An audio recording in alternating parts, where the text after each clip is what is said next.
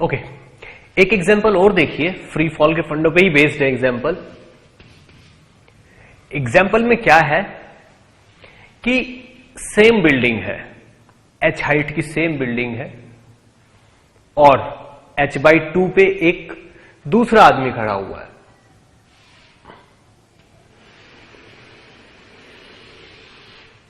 ठीक है, ये रही बिल्डिंग हमारे पास, इसकी हाइट कितनी है, कैपिटल H। ठीक है, यहां पे एक इंसान है जिसको हमने काम दिया है बॉल ड्रॉप करने का एक। ठीक है, इसके हाथ में एक बॉल है, दिस इज बॉल 1। एक यहां पे भी है, इस जगह पे भी एक आदमी खड़ा हुआ है। ठीक है, इसको भी हमने सेम काम दिया हुआ है बॉल ड्रॉप करने का। ठीक है, इसके हाथ में भी एक बॉल है, दिस इज बॉल 2। ये बॉल 1 और ये बॉल 2। क्लियर?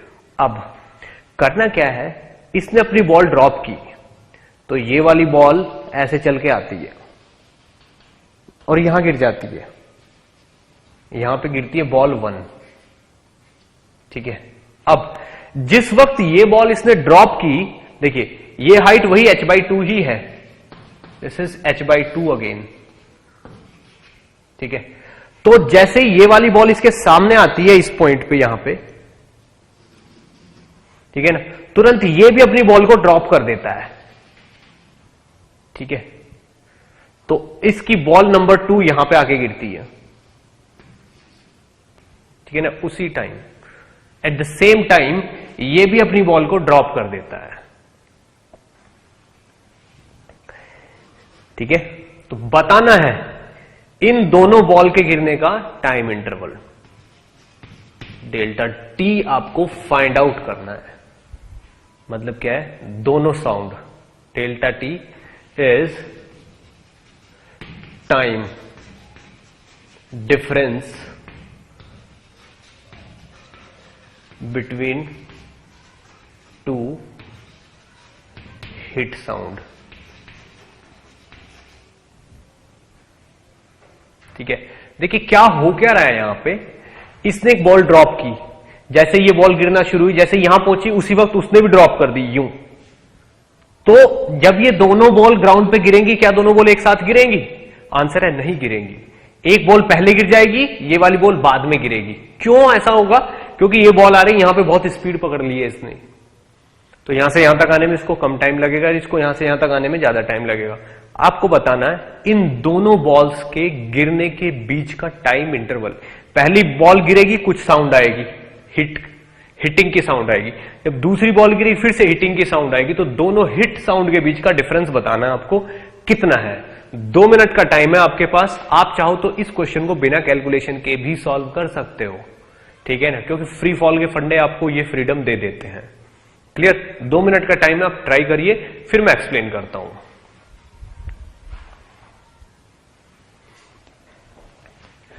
ओके, आपने ट्राई कर लिया होगा। देखिए क्या होना है, मुझे इतना पता है कि इस बॉल को यहां से लेके यहां तक गिरने में, ठीक है ना, बॉल 1 को, बॉल 1 के लिए अगर हम कैलकुलेशन करें तो टोटल टाइम टी होगा √2h/g। ठीक है, अब मुझे इतना पता है कि इस पॉइंट तक पहुंचते पहुंचते बॉल यहां पे कुछ टाइम स्पेंड कर चुकी होगी, आगे का बचा हुआ टाइम कितना है? क्योंकि यहां से लेके यहां तक 1 से 0.2 तक आने में, बॉल को अगर यहां से लेके यहां तक आने में t' टाइम लगा है, तो t' की वैल्यू होगी √2 × h/2 डिवाइडेड बाई g। 2 से 2 कैंसिल, तो √h/g, ये इतना टाइम लगाओ। तो बचा हुआ टाइम कितना है? Remaining time for second half कितना बचा? दिस माइनस दिस, यानी कि √2 - 1 और √h/g। इतना टाइम इस सेकंड बॉल को यहां से लेके यहां तक जाने में लगेगा।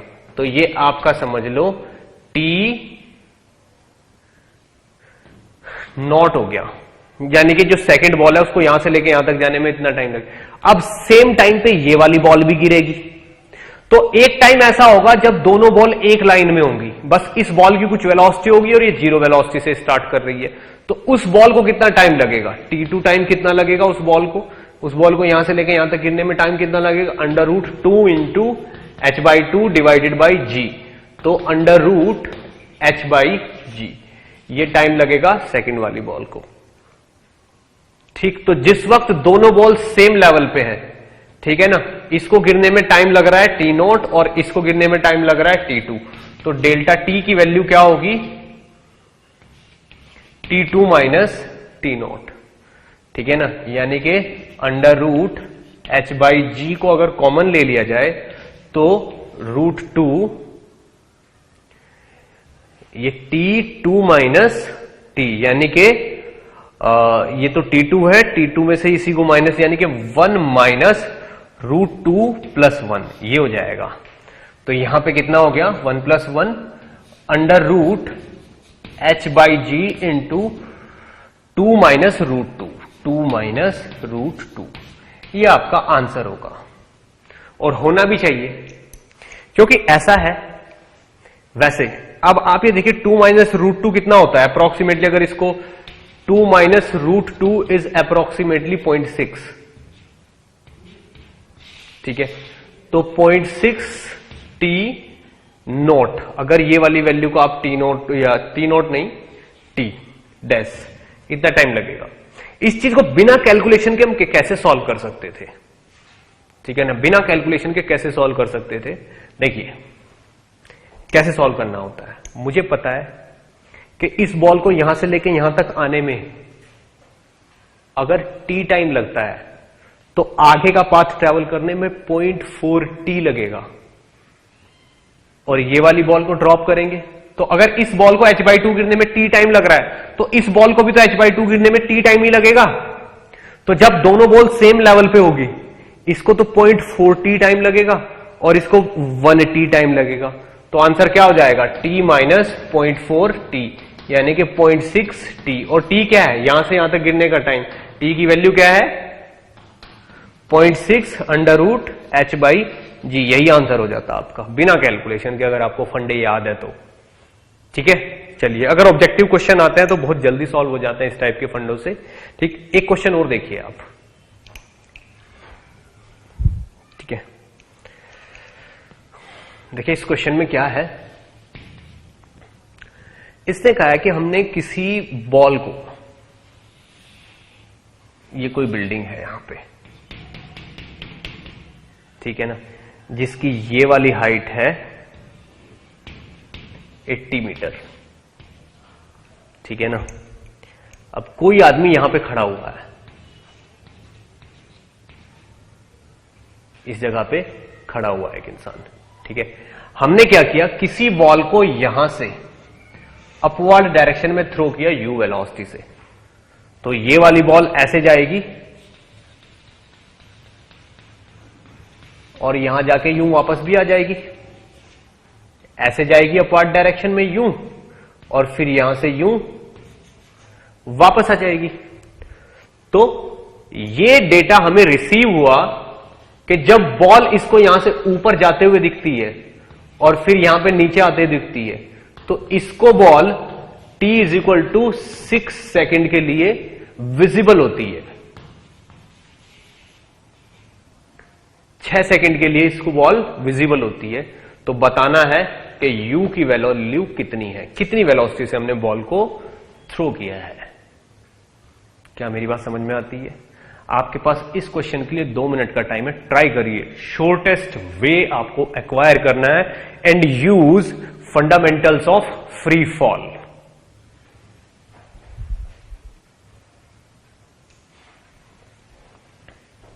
देखिए फ्री फॉल के फंडे यूज करके बहुत आसानी से आंसर आ जाएगा।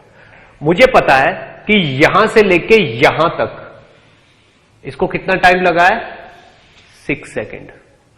अगर यहां पे इसकी वेलोसिटी मान लीजिए v है, इस जगह पे यहां पे v है, तो v वेलोसिटी से यूं चल के यहीं इसी पॉइंट पे आने का टाइम डेफिनेटली 2v/g होगा, और उसकी वैल्यू कितनी है, 6। आप इसको यहां से ऊपर ऊपर फ्री फॉल मान लीजिए, यहां पे मान लीजिए v वेलोसिटी है ऊपर की तरफ, तो यूं जाके यहीं पे वापस गिरने का टाइम कितना होता है, 2u/g। 2u/g की वैल्यू कितनी है, 6। यहां से v की वैल्यू एक ही स्टेप में आ जाएगी, 6 × 10 और डिवाइडेड बाई 2 यानी कि 30, यानी कि v की वैल्यू कितनी आ गई, 30 मीटर पर सेकेंड। अब कुछ भी नहीं बचा, इस जगह वैल्यू u और इस जगह पे कितनी है, 30।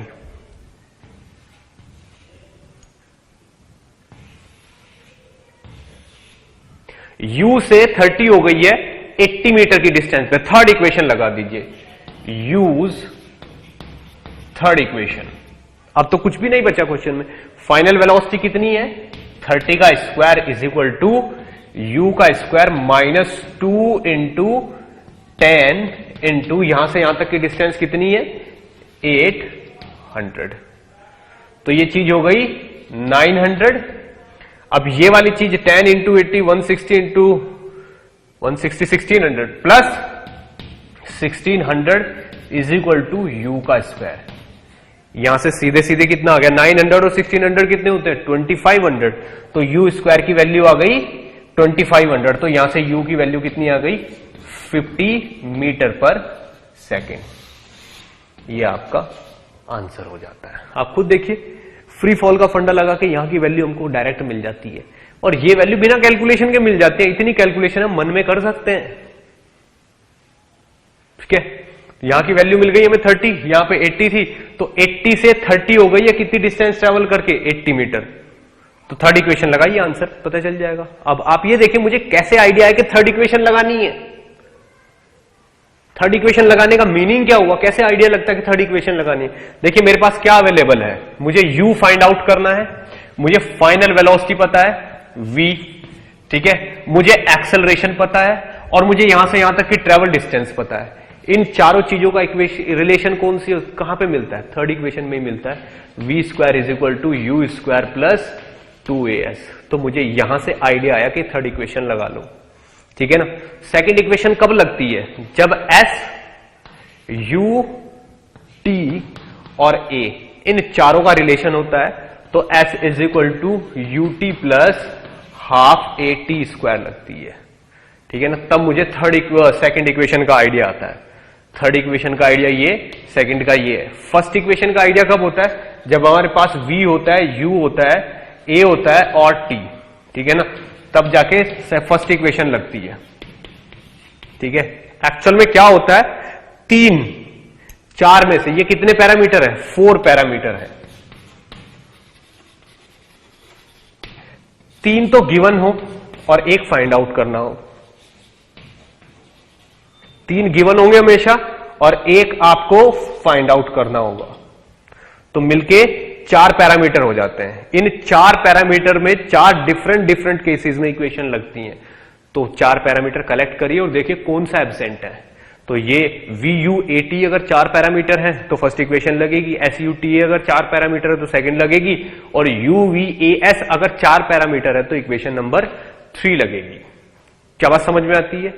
इसको बहुत अच्छे से नोट करिए, और ये पॉइंट्स है जो आपको याद रखने हैं हमेशा, ठीक है। इसको नोट करिए, फिर हम और आगे बढ़ते हैं।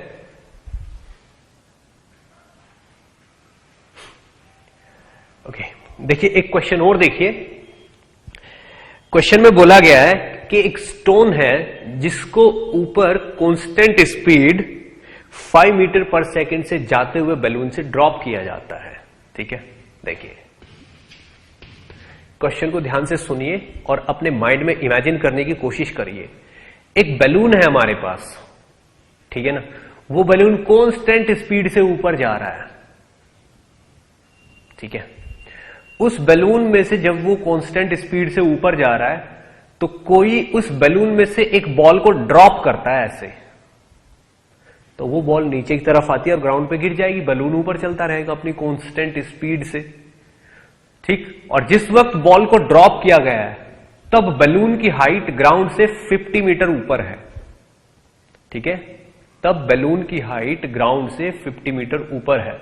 तो जिस वक्त बलून ग्राउंड पे टकराएगा उस वक्त बलून की हाइट कितनी हो चुकी होगी ये बताना है हमें। ठीक है ना। अब बलून कैसा है, जिसमें कोई ड्रॉप करने वाला खड़ा हो सके। आप सोच रहे हो वो फुलाने वाला बलून, वैसा नहीं है। बलून कैसा है,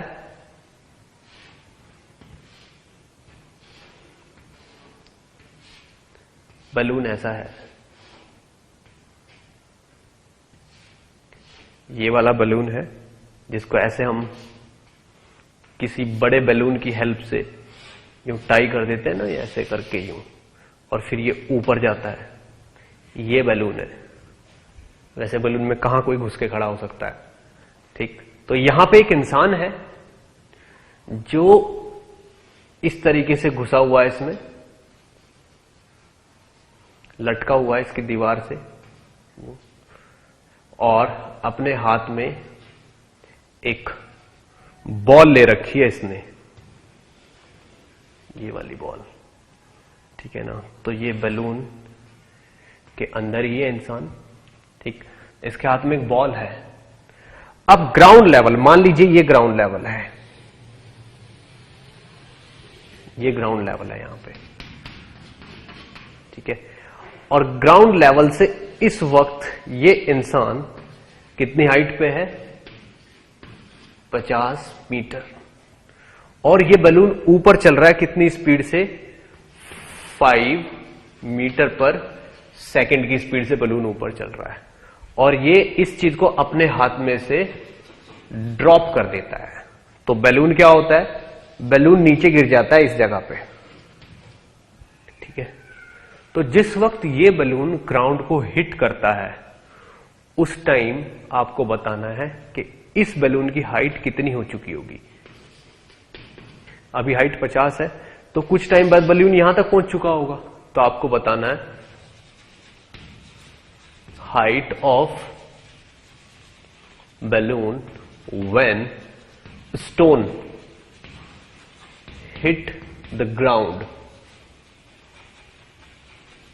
जब स्टोन ग्राउंड को हिट करता है। ठीक, अगेन फ्री फॉल के फंडे यूज करिए,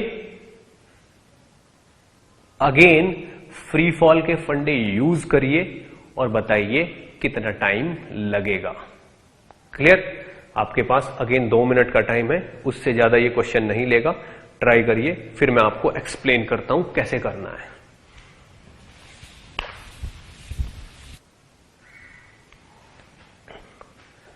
ओके, देखिए कैसे हम इसको करेंगे। देखिए यहां तक ये हाइट 50 है। आप इमेजिन करिए अगर कोई चीज ऊपर जा रही है 5 मीटर पर सेकंड से, और उसमें मैं खड़ा हुआ हूं, तो मैं अगर बॉल को ऐसे हाथ में पकड़ के खड़ा हूं तो मेरे साथ साथ बॉल भी तो ऊपर जा रही होगी 5 मीटर पर सेकंड से।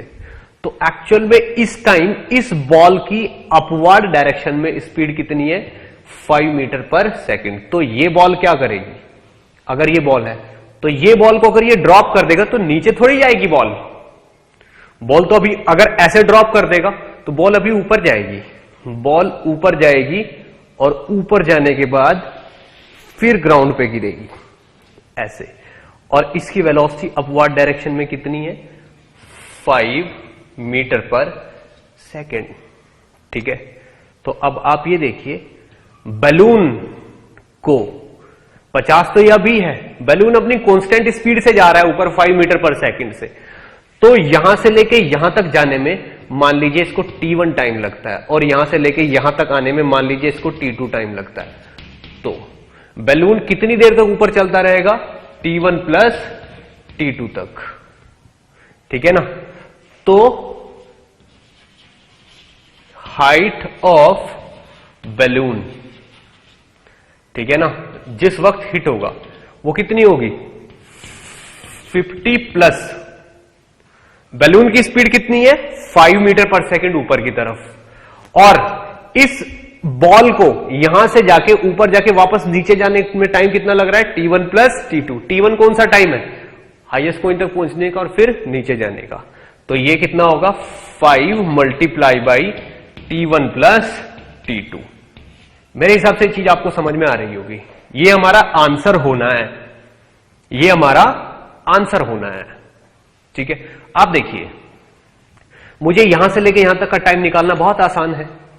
t1 की वैल्यू क्या होगी, u by g, highest point तक पहुंचने का टाइम यानी कि 5/10 यानी कि 0.5 सेकेंड। अब यहां से लेके यहां तक गिरने का टाइम और निकालना है मुझे, और ये चीज निकालना थोड़ा कॉन्सेप्चुअल काम है। अब आप मुझे बताइए यहां से लेके यहां तक का टाइम कैसे निकलेगा, क्या कैसे आप यूज करोगे, किस चीज को आप यूज करोगे। इतना और श्योर है कि यहां से लेके यहां तक का टाइम अगर 0.5 है तो यहां से लेके यहां तक का टाइम भी 0.5 होगा, लेकिन यहां से लेके यहां तक का टाइम मुझे कैसे पता चलेगा।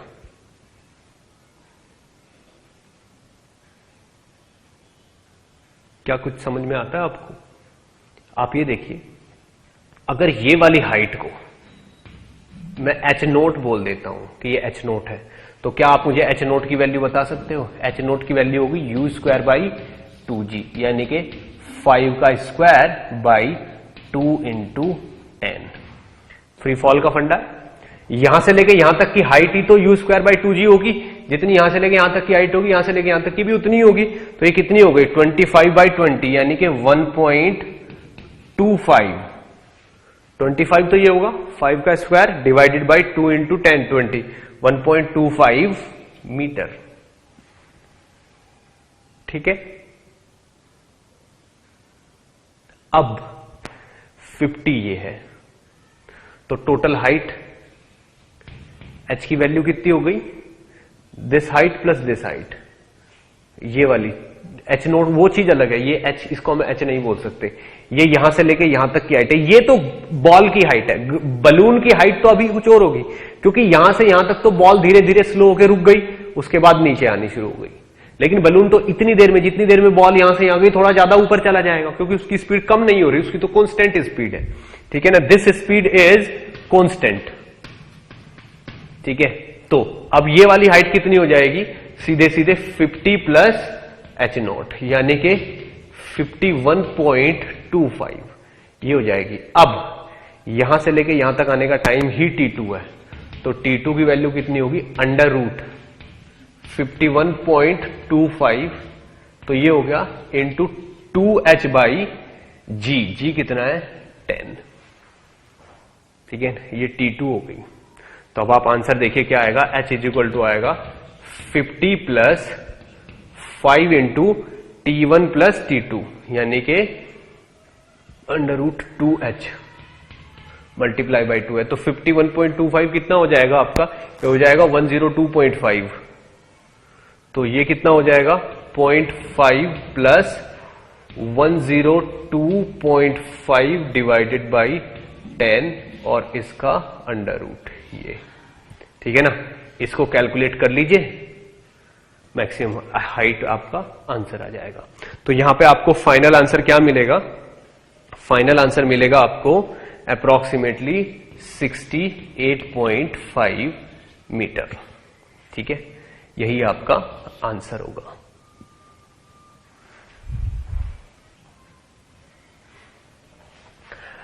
ओके, एक क्वेश्चन और देखिए,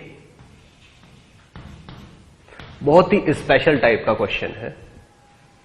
ये आपको बताएगा कि फ्री फॉल को और कितने अच्छे तरीके से आप यूज कर सकते हो। ठीक है, यहां पे हमारे पास मान लीजिए कि इंक्लाइन प्लेन है,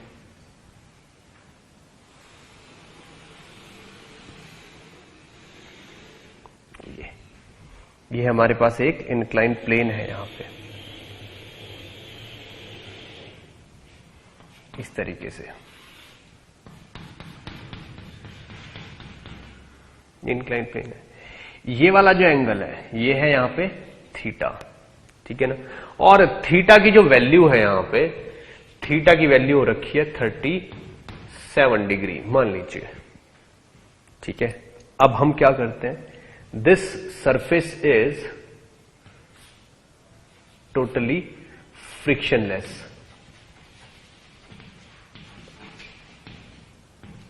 फ्रिक्शनलेस है, ठीक है ना। अब बिल्कुल ध्यान से देखिए, हमने क्या किया, यहां से ये एक ब्लॉक है जिसका कुछ मास है, हमने इस ब्लॉक को ऊपर इस डायरेक्शन में 10 मीटर पर सेकंड से फेंका। 10 मीटर पर सेकंड से फेंका।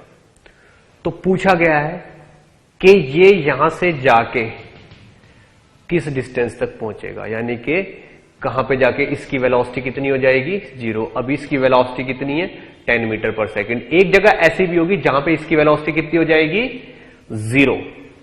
तो बताना है कि यहां से लेके यहां तक की जो डिस्टेंस है, ये वाली, कितनी डिस्टेंस ट्रेवल करके इसकी वेलोसिटी 0 हो जाएगी, ठीक है ना। इस क्वेश्चन को बहुत आसानी से किया जा सकता है बिना फोर्स वगैरह के फंडे लगाए। इसमें फ्री फॉल यूज करेंगे हम। कैसे, हाउ? फ्री फॉल तो हम वहां यूज करते हैं जहां बॉडी अंडर ग्रेविटी होती है। ये तो अंडर ग्रेविटी नहीं है, इसके नीचे तो कुछ लगा हुआ है, इसके नीचे तो इंक्लाइन प्लेन है, इसके नीचे तो इंक्लाइन प्लेन है, यहां तो ग्रेविटी है ही नहीं। ग्रेविटी तो बिल्कुल फ्री फॉल करते हुए बॉडी पे लगती है, इस पे तो ग्रेविटी प्योर नहीं है। क्यों? क्योंकि इस पे नीचे से नॉर्मल का फोर्स भी लग रहा होगा, यहां पे ग्रेविटी का फोर्स भी लग रहा होगा, तो अकेले ग्रेविटी का फोर्स नहीं है, इस पे और फोर्सेस भी हैं, ठीक है ना। लेकिन यहां पे मैं एक चीज के लिए श्योर हूं कि इसका एक्सेलरेशन, जब ये बॉडी चलेगी तो इसका एक्सेलरेशन इस डायरेक्शन में अगर g है, तो जिस डायरेक्शन में इसकी वेलोसिटी है उसमें इसका एक्सेलरेशन इस तरफ होगा, ठीक है, और ये वाला एक्सेलरेशन का एक कंपोनेंट इधर होगा। तो component of acceleration in the direction of velocity is g sine 37 degree, यानी कि साइन 37 की वैल्यू कितनी होती है, साइन 37 होता है 3/5, यानी कि 10 इंटू 3/5, यानी कि 6 मीटर पर सेकेंड। यानी कि इस डायरेक्शन में, ठीक है ना, इस डायरेक्शन में एक्सेलरेशन होगा a, तो a की वैल्यू कितनी होगी, 6 मीटर पर सेकेंड का स्क्वायर, ठीक है ना, ये एक्सेलरेशन है। इसका मतलब ये हुआ कि एक बॉडी को मैंने इस तरफ थ्रो किया, इस तरफ, कितनी स्पीड से, 10 मीटर पर सेकेंड से, लेकिन उसके अपोजिट डायरेक्शन में एक्सेलरेशन कितना है, 6। a इज इक्वल टू कितना है, दिस इज 6 मीटर पर सेकेंड का स्क्वायर। ये तो बिल्कुल फ्री फॉल वाला केस हुआ। किसी बॉडी को मैं पर u स्पीड से फेंकता हूं तो और एक्सेलरेशन नीचे की तरफ g लगता है, इसको मैंने इस तरफ 10 मीटर पर सेकेंड से फेंका तो इस तरफ एक्सेलरेशन 6 लग रहा है, और ये वाली डिस्टेंस क्या होगी, ये तो यहां जाके रुक जाएगा, ये बॉडी ऐसे जाएगी यूं, और यहां जाके यहां से फिर वापस आ जाएगी यूं, अपोजिट डायरेक्शन में ऐसे। तो ये चीज तो मैक्सिमम हाइट हुई।